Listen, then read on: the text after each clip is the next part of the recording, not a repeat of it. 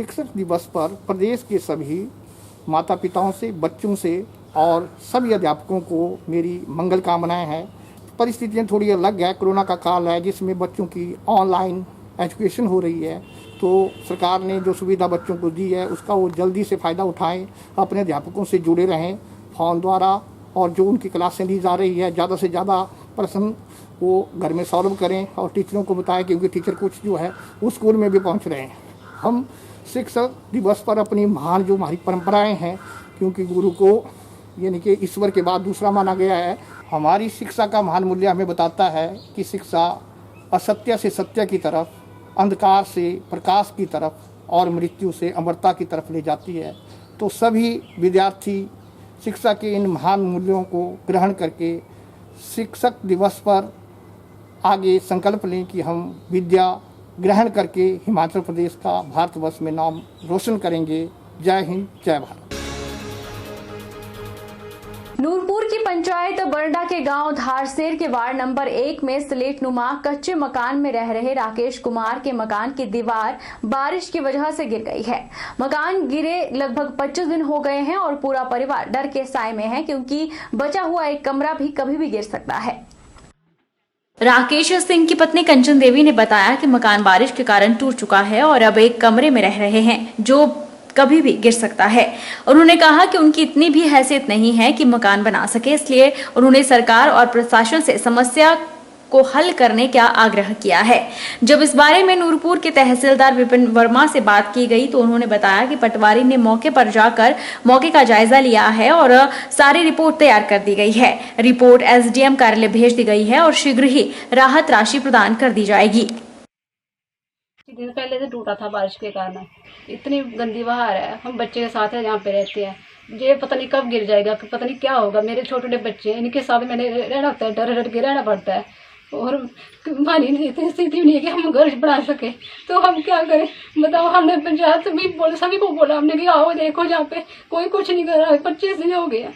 देखिए, मैंने जो है वहाँ की कंसर्न पटवारी को मौका करने के जो आदेश है वो दे दिए थे और उन्होंने मौके पे जाकर मौके का जायज़ा लिया और उसका जो इंसिडेंट रिपोर्ट तैयार कर ली है और वो प्रोसीजरली हमारे पास आ चुकी है।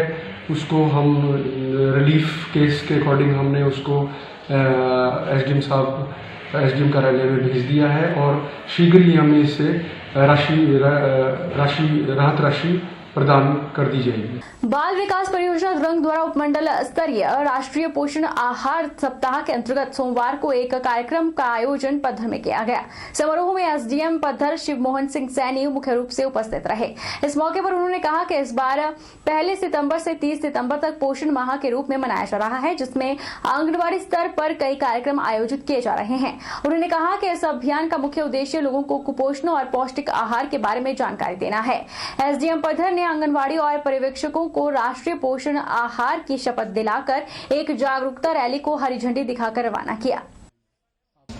राष्ट्रीय पोषाहार अभियान का ही हिस्सा हर वर्ष रहता है पोषण माह, और पोषण माह में हमारा तो यही मुख्य लक्ष्य रहता है कि जो गांव में गांव तक जन जन तक घर घर तक पोषाहार की जो इम्पोर्टेंस है, उसकी जो अहमियत है वो लोगों तक पहुंचे।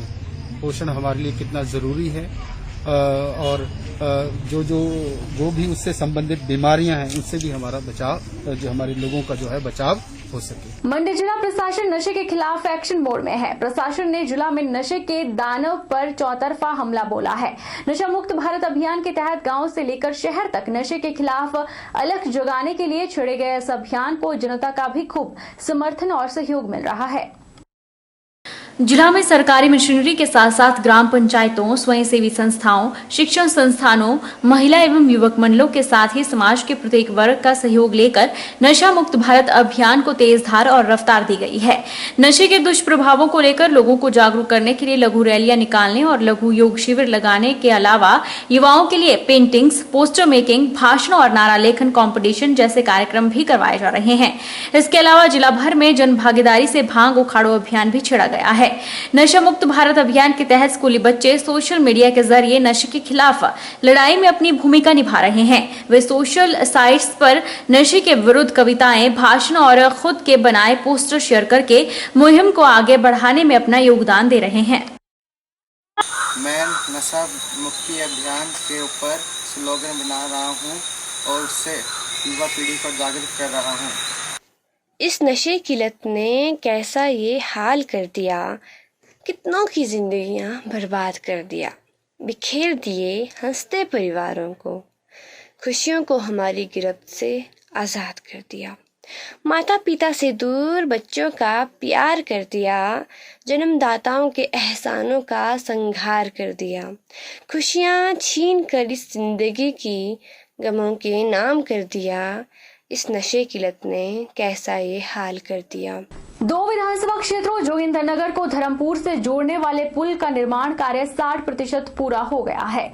इस पुल का निर्माण कार्य मार्च 2016 में शुरू हुआ था, जिसे पूरा करने की निर्धारित सीमा 3 साल थी, जो कि मार्च 2019 में पूरी हो गई है। लेकिन कोरोना महामारी के चलते इस पुल के निर्माण कार्य में भी देरी हुई है। अब इस पुल का निर्माण कार्य पूरा करने का समय मार्च 2021 है। लोक निर्माण विभाग उपमंडल लड़भड़ोल सहायक अभियंता राहुल ठाकुर ने बताया कि इस पुल की कुल लंबाई 180 मीटर है। यह एक डबल लेन पुल है जिसमें दोनों तरफ फुटपाथ का प्रावधान है।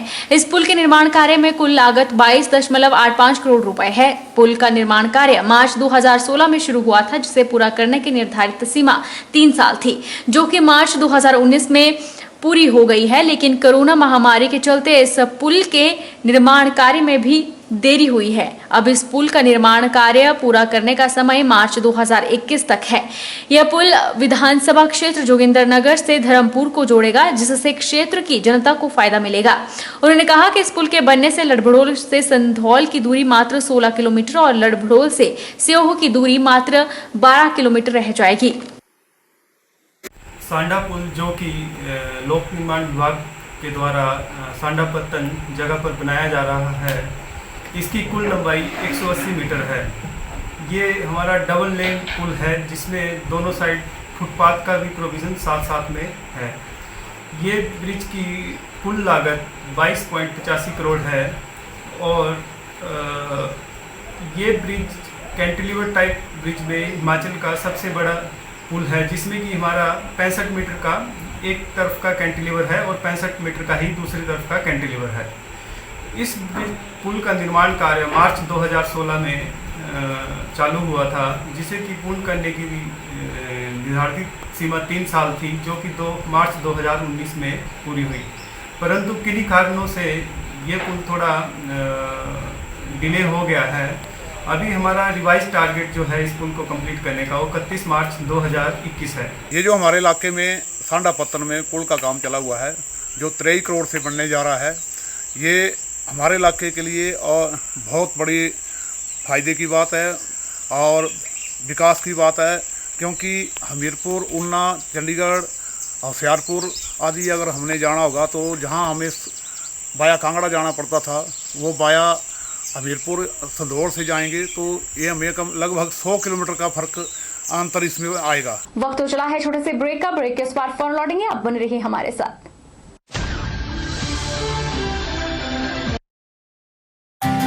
विजडम एजुकेशन सोसाइटी के सानिध्य में Vijay group of institute Himachal Pradesh university Shimla एवं Himachal Pradesh board of school education Dharamshala द्वारा मान्यता प्राप्त हिमाचल प्रदेश का एक अग्रणी शिक्षण संस्थान है। इंस्टीट्यूट में BBA, BCA, BCom, PGDCA, B.Ed तथा DLED के कोर्सेज उपलब्ध हैं। कॉलेज प्रयासरत है छात्रों के चहुमुखी विकास की ओर, जिसके लिए कॉलेज उपलब्ध करवा रहा है डिजिटल क्लासरूम्स, विभिन्न प्रयोगशालाएं जैसे कि कंप्यूटर प्रयोगशालाओं का उपयोग ऑनलाइन एग्जामिनेशन के लिए भी किया जाता है, जिसमें 150 से अधिक कंप्यूटर मौजूद हैं तथा साथ ही नेचौक कस्बे में अर्ध लाइब्रेरी के अभाव को दूर करने के लिए विजडम एजुकेशन सोसाइटी ने कस्बे में शिक्षा प्राप्त करने वाले बच्चों समेत स्थानीय युवा पीढ़ी को अपने कैंपस में पुस्तकालय की सुविधा उपलब्ध करवाई है तथा साथ ही विजय ग्रुप प्रयासरत है कि कोरोना महामारी छात्रों के विकास में बाधा न बने, इसलिए विजय ग्रुप छात्रों को ऑनलाइन रजिस्ट्रेशन की सुविधा प्रदान कर रहा है, जिसके माध्यम से छात्र घर बैठे ही अपनी एडमिशन की प्रक्रिया को पूरा कर सकते हैं। इसलिए vijayiinstitute.com वेबसाइट को विजिट करें तथा ऑनलाइन रजिस्ट्रेशन पर क्लिक करके फॉर्म को फिल करें। अधिक जानकारी के लिए हमें संपर्क करें।